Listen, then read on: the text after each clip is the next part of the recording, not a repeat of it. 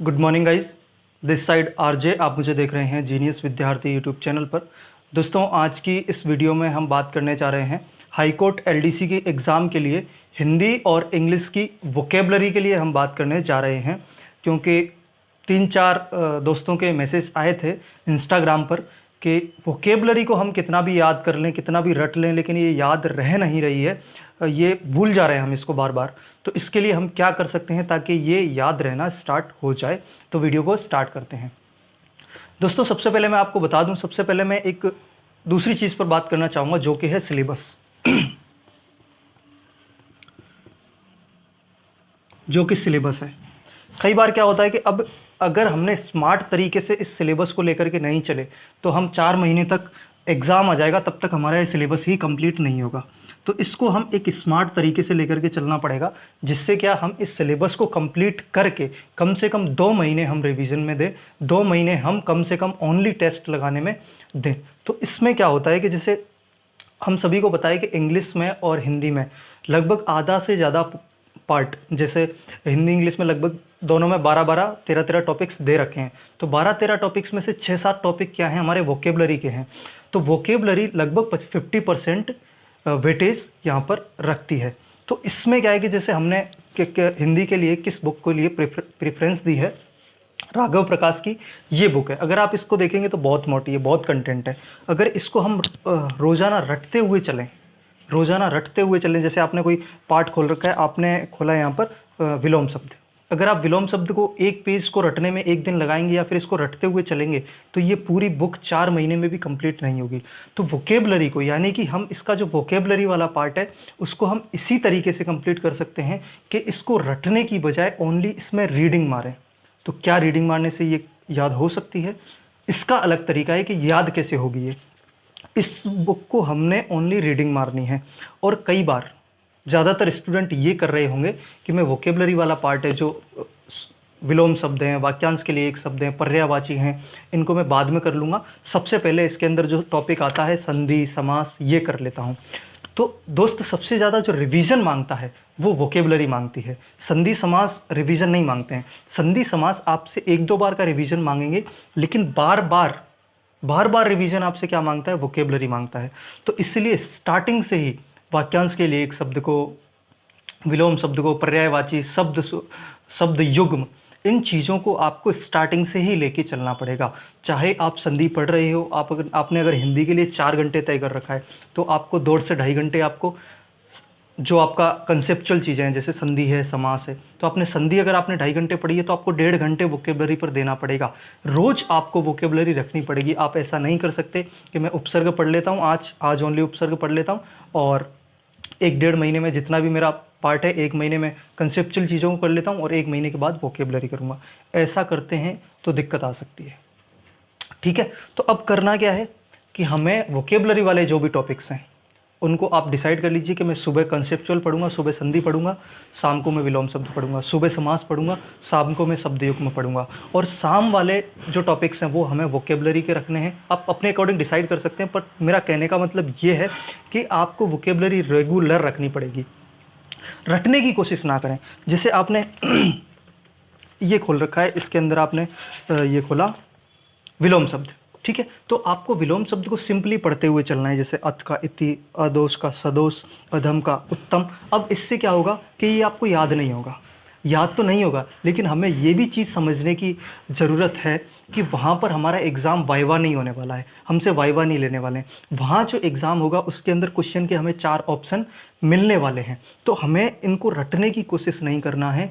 क्या होगा कि जैसे आपने इसको देख लिया कि अभिमुख का परांगमुख होता है, अभिमुख का विमुख होता है, तो अब आपको ये याद नहीं रहा, लेकिन जैसे ही आप इन 4 ऑप्शंस को एग्ज़ाम में देखोगे तो आपको ऑटोमेटिकली जो आपके सबकॉन्शियस माइंड में इसका आंसर रखा हुआ है वो निकल करके आएगा और आप उन 4 ऑप्शन में से टिक कर लेंगे। ठीक है, तो आपको सिंपली इसकी क्या करनी है? रीडिंग लगानी है। अब रीडिंग लगाने के बाद में आपका, जैसे ही आप इसकी स्पीड में रीडिंग लगाओगे तो आपका सिलेबस क्या होगा कि टाइम से कंप्लीट हो जाएगा।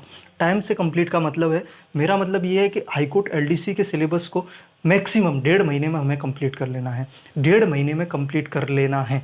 उसके बाद क्या करना है? आधा पार्ट हिंदी में भी वोकेबलरी का है, इंग्लिश में भी वोकेबलरी का है।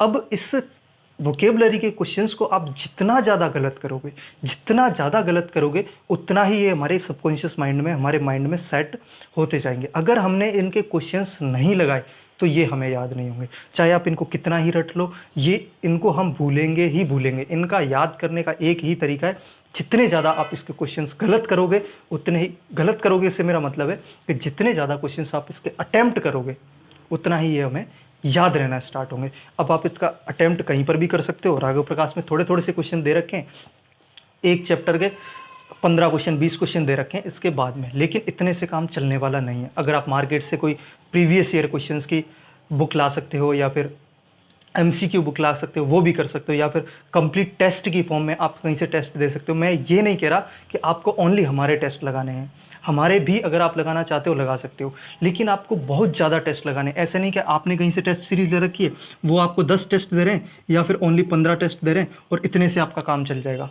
इतने से काम नहीं चलने वाला है, आपको बहुत ज़्यादा टेस्ट लगाने पड़ेंगे, ज़्यादा से ज़्यादा टेस्ट लगाने पड़ेंगे। अब जब भी टेस्ट की बात आती है तो कई सारे मेरे दोस्त बोलना स्टार्ट कर देते हैं कि सर अभी तो हमें याद ही नहीं है, मैंने एक टेस्ट दिया था, मेरे उसके अंदर 200 नंबर आ रहे हैं, तो मैं पहले एक बार दोबारा से रिवाइज़ कर लेता हूँ। दोस्त, मार्क्स कितना भी आ रहा हो, मार्क्स यहाँ पर मैटर करता ही नहीं है, क्योंकि इस मार्क्स से तो हमारा सिलेक्शन होना नहीं है। इन मार्क्स से अगर सिलेक्शन नहीं होना है तो इन मार्क्स को हमें दिमाग पर रखना नहीं है, इन मार्क्स को हमें माइंड करना नहीं है। तो इससे क्या होगा कि जितने ज़्यादा हम, जैसे हम मात्र 49 रुपीज़ में, 49 में आपको 30 प्लस टेस्ट दे रहे हैं। इतनी क्वांटिटी हमने इसीलिए रखी है क्योंकि हमें पता है कि वोकेबलरी को जितना ज़्यादा आप, अगर आपने कम रिवाइज किया वोकेबलरी को तो ये याद रहेगा नहीं। अगर आपने एक क्वेश्चन को, ये 30 टेस्ट में से अगर एक क्वेश्चन 5 बार भी रिपीट हुआ है, अगर आपने 5 बार में से 3 बार गलत किया है, 2 बार सही किया है, तो अब ये जो क्वेश्चन 5 बार रिपीट हुआ है, ये किसी भी हालत में आपसे एग्जाम में गलत नहीं होने वाला है। तो जो क्वेश्चंस आपको इन टेस्ट के अंदर मिलते हैं, अगर उनको चाहे आप गलत करो चाहे सही करो, ये क्वेश्चंस की एक खासियत बन जाती है कि ये आपसे एग्ज़ाम में गलत नहीं होते। समझ रहे हैं आप इस बात को? ये एग्ज़ाम में गलत नहीं होते। इसलिए मैं कह रहा हूँ मैक्सिमम आपको टेस्ट लगाना है, चाहे आपने और कहीं से भी लगा रखे हैं, आपको लगता है कि उनके टेस्ट कम है, हमारे पास 30 टेस्ट हैं, तो आप यहाँ से भी कर सकते हो।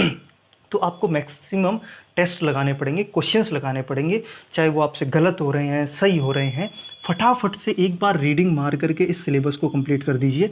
अगर सिलेबस कंप्लीट करने में हमने ज़्यादा टाइम लगाया तो हम रिवाइज़ करने में, क्वेश्चंस को अटैम्प्ट करने में, टेस्ट अटैम्प्ट करने में, गलत करने में, उसको सबकॉन्शियस माइंड में बिठाने में हमारे पास टाइम नहीं बचेगा। तो सिलेबस को जितना जल्दी आप एक बार क्या कर सकते हो, रीडिंग मार सकते हो, उतना जल्दी मार लीजिए। और जो कंसेप्चुअल चीज़ें हैं जो समझने लायक हैं, उपसर्ग, प्रत्यय, संधि, समास, इनको बिल्कुल समझना है। और जो वोकेबलरी वाला पार्ट है उसको फटाफट से एक बार रीडिंग मार के टेस्ट लगाना स्टार्ट करें। अगर थोड़ा बहुत भी टॉपिक आपने कर लिया तब भी टेस्ट लगाना स्टार्ट करें। डिस्क्रिप्शन में लिंक है, हमारे टेस्ट वहाँ मिल जाएंगे। और सेम इंग्लिश में भी ऐसा ही है। इंग्लिश में आपको देखिए, आप कन्फ्यूजेबल वर्ड्स हैं, इडियम फ्रेजेस, वन वर्ड्स, इसके अलावा बहुत सारी चीज़ें हैं ना। तो ये सारी चीज़ें भी आपसे क्या मांगती है, बार बार रिवीजन मांगती है। जो भी आपके पास बुक है, मैंने वैसे बता रखी है, वन वर्ड और इडियम फ्रेजेस के लिए आपको MB पब्लिकेशन की बुक लेनी चाहिए, पतली सी।